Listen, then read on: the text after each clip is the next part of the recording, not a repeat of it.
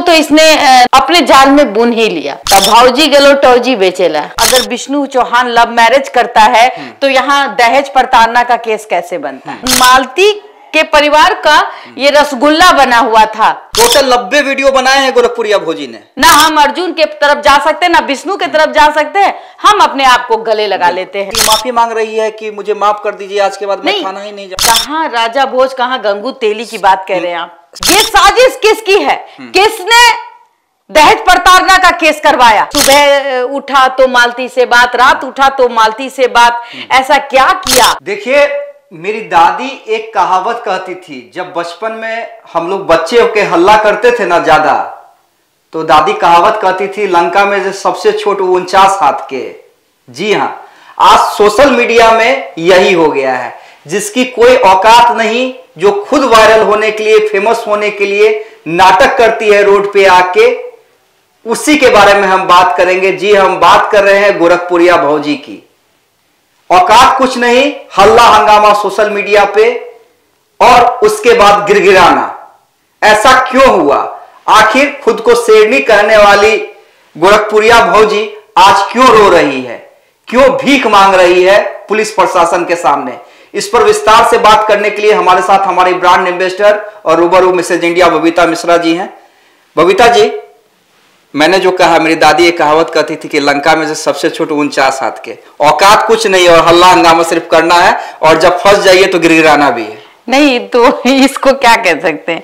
जो छिपकली गिरगिट जो है 7 कलर बदलता है, रंग बदलता है। तो ये गोरखपुरिया भौजी को अब एहसास हो रहा है कि जो हम ही खुद कोर्ट कचहरी और पुलिस स्टेशन बने हुए थे, तो उसी का ये परिणाम है। अब वो गिरगिट के तरह रंग बदल रही है। अब वो बोल रहे हम कभी थाना जाएंगे ही नहीं। देखिए, बात यहाँ मालती और विष्णु की होती है। दुखद अंत इसको कहिए। एक सोशल मीडिया पर एक इन्फ्लुएंसर या ब्लॉगर कहिए, किस तरीके से प्रेजेंट करता वो तमाम लोग देख रहे हैं। लेकिन फिर भी उसके चाहने वाले थे, करोड़ों सब्सक्राइबर था। लेकिन अगर किसी को जलन थी तो इसी को। आज अगर ये रो रही है गोरखपुरिया भौजी कि हम अब कभी आवाज नहीं उठाएंगे, तुम मतलब अब ये किसी एनजीओ का भी हिस्सा कुछ दिन में बनने जा रही थी, आई थिंक। बताइए, ऐसी नारी जिसका लिबास, पहनने का तौर तरीका, मतलब और तो और इसके अब शब्दों का इसके पास भंडार है। ये मतलब कोई पत्रकार है और अगर वो 500 रुपए का माइक लेकर के वो पत्रकारिता कर रहा है, बट वो पत्रकार है बिल्कुल, और आप उसको गाली दे रहे मां बहन की। आप देखिएगा कि मतलब इसका उद्दंडता इतना ज्यादा था ये महिला की। विष्णु राज को तो इसने अपने जाल में बुन ही लिया जी। और ये एक तरफ कभी विष्णु के पास चली जाती, कभी अर्जुन के पास चली जाती, कभी मालती के पास चली जाती, और ये दिखाती गोरखपुर का ये भौजी है। तब भौजी गलो टौजी बेचेला। हाँ, आप देख लिए कि कानून में बार बार ये कहती, कानून के साथ आप भद्दा मजाक ना करें। कानून और कोर्ट पे हमें यकीन है। हम पत्रकार हैं, हम किसी पे कटाक्ष करते हैं, लेकिन एक गरिमा है हमारी। को चढ़ाया गया, किन्नर समाज को चढ़ाया गया, और वो चढ़ाने वाली भी गोरखपुरिया भौजी है। जिस तरीके से मालती और विष्णु के जीवन को इसने नरक में बना दिया, आज उसका बच्चा मैगी खा रहा है, और वो भी इन लोगों के हरकतों के कारण। वो 18 महीने का बच्चा है, वो 18 महीने का बच्चा क्या खाता है आप देखिएगा, बिस्किट।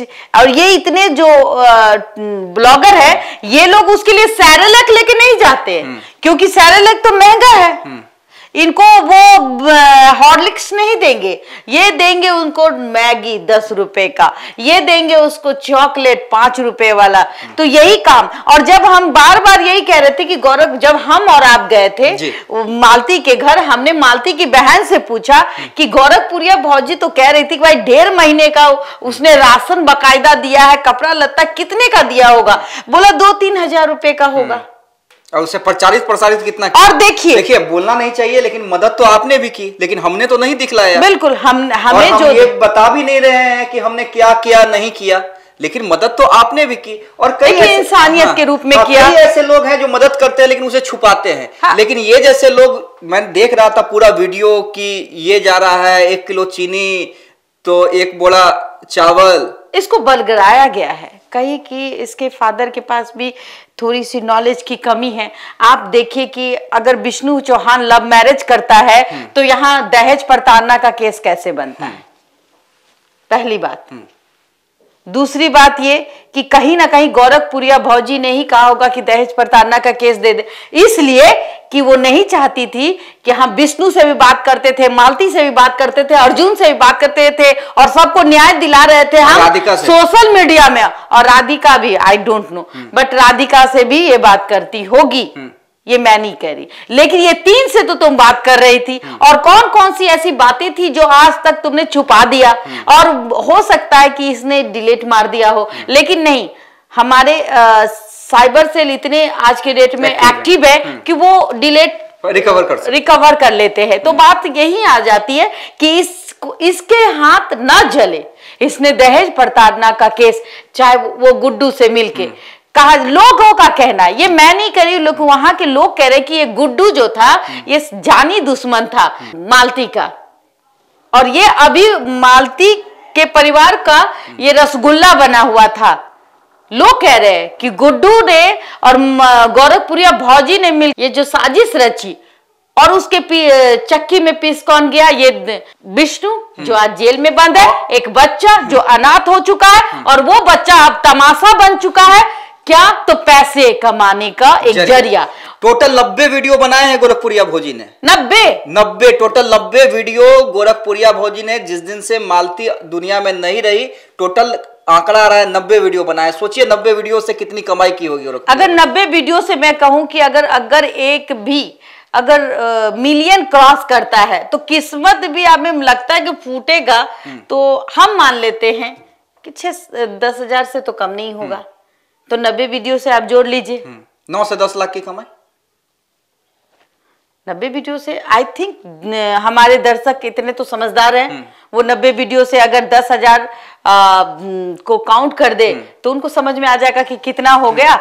मैं ये नहीं जानती, बस इतना हम जानते हैं कि समझदारी नाम की चीज कहीं ना कहीं मालती के फादर में इसलिए नहीं है कि वो पढ़े लिखे नहीं है, ठीक है। मदद के नाम पे 3 से 4 हजार खर्च किया, उसका भी वीडियो बनाया। 3 से 4 हजार, वो 100 रुपए की गंजी थी, सरी हुई, जो फुटपाथ पे जो 100 रुपए में मिलता है वो था, और वो सामान दिया, 2 किलो 4 किलो आलू दिया, और 2000 रुपया, माफ कीजिएगा, 2000 उस औरत ने दिलदारी दिखाई, और वो किसी अब समाज सेवी कहलाएगी, वो किसी एनजीओ का पार्ट बनेगी। तो ऐसे एनजीओ को भी मैं बता दूं कि दूर हो जाइए ऐसी महिलाओं को जो कि भाई आपका क्या करने जा रही हैं, आप क्या दिखाने जा रहे हैं कि ये जो समाज गंदा करती हैं ऐसी महिलाएं, जो कि इन्फ्लुएंसर और जो है पत्रकारों को गंदी भद्दी गालियां देना, ये कहां से समाज का आईना हो जाएगी। बात यहां तक आती है। वैसे अपने दर्शकों को हम बता दें कि ऐसे कई एनजीओ और महिला संगठन के खिलाफ भी हम लगातार मुहिम चलाने वाले हैं और उन्हें जल्द ही एक्सपोज करेंगे। हालांकि अभी गोरखपुरिया भौजी पे बात कर रहे हैं। बबीता जी, अरे ये तो शेरनी थी, कहती थी एकदम न्याय दिलाएंगे, डरपोक नहीं निकली। तो ये कहां से डरपोक निकली? माफी मांग रही है कि मुझे माफ कर दीजिए, आज के बाद मैं खाना ही नहीं जाऊंगी। उस दिन किन्नर लोगों के साथ जब प्रदर्शन करवा रही थी, उस पे भी उसने वीडियो बनाया, हाँ, और उसने डिलीट किया, हाँ, और कह रही थी कि एकदम मैं इंसाफ दिलाऊंगी, इंसाफ की देवी, हाँ, इंसाफ की देवी, अच्छा, रानी लक्ष्मीबाई। क्या बात करते हैं, मतलब अपने आप को शो तो वही कर रही थी। कहाँ राजा भोज, कहाँ गंगू तेली की बात कह रहे हैं आप? शो करने की बात मैं कर रहा हूँ। मतलब बिहार में महिलाएं नहीं है, हम महिलाएं नहीं है, हमारी गरिमा नहीं है, आपसे तो कंपैरिजन हो ही नहीं सकता है। क्योंकि देखिए, हम बबीता जी के बारे में कह दे, जितनी महिलाओं को इन्होंने इंसाफ दिलाया है बिना आज तक क्रेडिट लिए, और आज भी दिन भर में कम से कम 20 से 25 कॉल आते हैं, खासकर महिलाओं के, कि मैडम, दीदी, मुझे न्याय चाहिए, और ज्यादातर लोग इन्हें दीदी कहकर संबोधित करते हैं। और आपने देखा होगा, हाँ। किसी को इंसाफ दिलाने का तरीका ये होता है, या तो हम उसको थाने पहुंचा दे, या फिर उन दोनों में सॉर्ट आउट करा दे, अपने अपने घर चले जाए, और हम उसको मीडिया में नहीं लाने का काम करते, क्योंकि वो समाज का एक आईना है, वो स्वरूप है, और उसे अच्छा दिखना है, तो हम उसको खबरों के माध्यम से तमाशा नहीं बनाते, तमाशा बनाने की जरूरत नहीं है। और रही बात ये गोरखपुरिया भौजी की, इसने बहुत ही गंदा खेल खेला। इसने कहीं ना कहीं मालती के पिता का भी सहारा लिया, उसको जो पट्टी सट्टी पढ़ाया होगा, लोग कह रहे थे कि वो पट्टी सट्टी पढ़ा दी, और उसने दहेज प्रताड़ना केस कर दिया, जबकि ये लव मैरिज है। लव मैरिज में दहेज प्रताड़ना, जबकि वो माँ बाप से अलग रहता था विष्णु। अलग रहने के बाद ये अपने पक्के मकान में सोता था, इसके बाप माँ और इसकी जो 15 साल की बहन है वो फूस वाला, फूस भी नहीं कहिए, पता नहीं कैसा कहिए, झोपड़पट्टी जैसा घर, जिसमें कि जो कुत्ते बिल्ली है ना अप डाउन कर ले, और इस ठंड में वो उस तरीके से अपना जीवन जी रहे हैं। तो ऐसी बहू को आप क्या कहिएगा? मालती उस घर की बहू थी, ऐसी बहू को क्या कहिएगा जो उसकी सास, आप कमाते 2-4 लाख रुपया महीना, लेकिन आपकी सास किसी के आप बर्तन मजे, गोईठा थोपे, और तब जाके वो कुछ पैसे लेके आए तो वो उसके घर का खाना बनने। ये तो उसकी सास की इंसानियत देखिए कि उसने अपने बेटे से 1 रुपया नहीं मांगा। ये तो माँ है, इसको कहते हैं माँ। और मालती क्या थी? एक तो लव मैरिज किया, उसके घर में घुस गई और पति पे कब्जा कर लिया, उसके पैसे पे कब्जा कर लिया, और नतीजा क्या हुआ? जब आप माँ बाप को तकलीफ देंगे तो एक ना एक दिन ऊपर वाला आपको भी, कहा जाता है, तकलीफ ही देता है। और गांव वाले कह रहे थे कि बहुत तंग करती थी। गोरखपुरिया भौजी या गोलू, ये लोग मिलके क्या किए उनके फादर के साथ, पूरी की पूरी फैमिली का नाम इन्होंने एफआईआर में दर्ज करा दिया। 15 साल की मासूम बच्ची का भी नाम इसने एफआईआर में दर्ज करा। वो कौन थी? विष्णु राज चौहान की बहन, जो कि वो किसी और के घर में रहती थी। जानने की जरूरत है, वो किसी और के घर में रह करके उसके घर में बर्तन मजना, खाना बनाना, पूरे परिवार का नाम दिलवा दिया। लेकिन भाई का, लेकिन ये किसकी साजिश है? ये साजिश किसकी है? किसने दहेज प्रताड़ना का केस करवाया? ये मामला कहां से आ जाता है? ये मामला पति पत्नी और वो का था। तो पति पत्नी जब वो, यानी कि अर्जुन, ये तीनों के बीच क्या हुआ, ये घटना यहां बननी चाहिए थी। ये एप्लीकेशन दर्ज होना चाहिए था कि क्या पति ने मारा, या फिर वो दूसरा पति, जो मालती चौहान ने एक्सेप्ट भी किया कि ये हमारा पति है, और ये भी कहा कि हमने गलती की है, लेकिन हम अर्जुन के बगैर नहीं रह सकते। तो इन सब बातों पे नजर डालने की जरूरत थी, इन सब बातों के जरिए ही केस कराने की जरूरत थी। ये जो दहेज प्रताड़ना का केस है, ये बिल्कुल ही गलत है, और कहीं ना कहीं ये केस खत्म हो। मुझे जहां तक लगता है, मैंने वकील साहब से भी बात किया तो मुझे लगा कि इसमें कोई दम नहीं है, क्योंकि लव मैरिज थी और ये लोग अकेले रहते थे। तो यहाँ दहेज प्रताड़ना का केस नहीं बनना चाहिए। गाली आप किसी को देना, और वो भी सोशल मीडिया पे, वो बिल्कुल सही नहीं है। और एक महिला है, जैसी भी है, गिरगिट हो चाहे कुछ हो, आप लोग जो कहते हैं, मैं नहीं कहती, लेकिन इस तरह की बातें आप सोशल मीडिया में अगर एक महिला को कहते हैं तो कहीं ना कहीं वो गलत है। और महिलाओं का सम्मान जिस टाइप से वो करना चाहिए। लेकिन गोरखपुरिया, मेरा सवाल ये था कि गोरखपुरिया भौजी को अब आप क्या बोलना चाहेंगे कि नाम कमाते इस हद तक बदनाम हो गई कि अब तो कहीं मुंह दिखलाने लायक नहीं। देखिए, मैं कहूंगी कि आप इन्फ्लुएंसर हैं, आपने पहले क्या किया कोई बात नहीं, लेकिन अगर आप एक सामाजिक महिला बनना चाहती हैं तो आपके अंदर आपने जो किया है, आप में जो कमियां हैं, पहले आप उसको दूर करें। और रही बात गोरखपुरिया भौजी की, तो मैं अभी भी उनके समर्थन में नहीं हूं, बिल्कुल ही नहीं।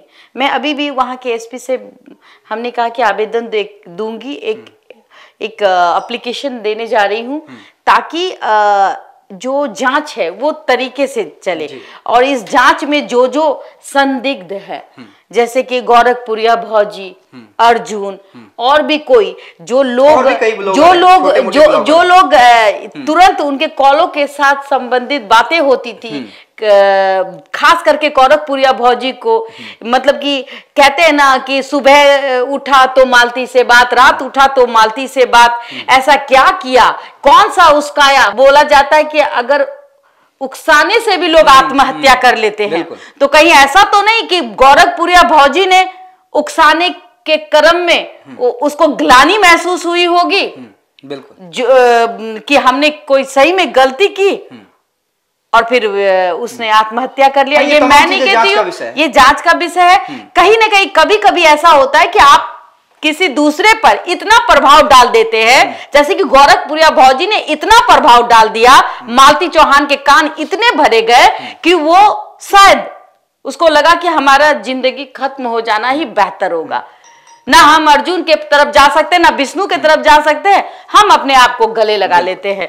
तो कहीं ना कहीं ऐसा भी हो सकता है, ये जांच का विषय है। आखिर में उकसाने वाला शख्स ही सबसे बड़ा गुनहगार है, और वो कहीं ना कहीं आप लोगों के नजर में दिख रहा होगा। और मैं कह रही हूं कि अगर आपको भी शक है गोरखपुरिया भौजी पर, तो बाकायदा आप थाने में एक एप्लीकेशन दायर कर दे, उसकी जांच जरूर होगी।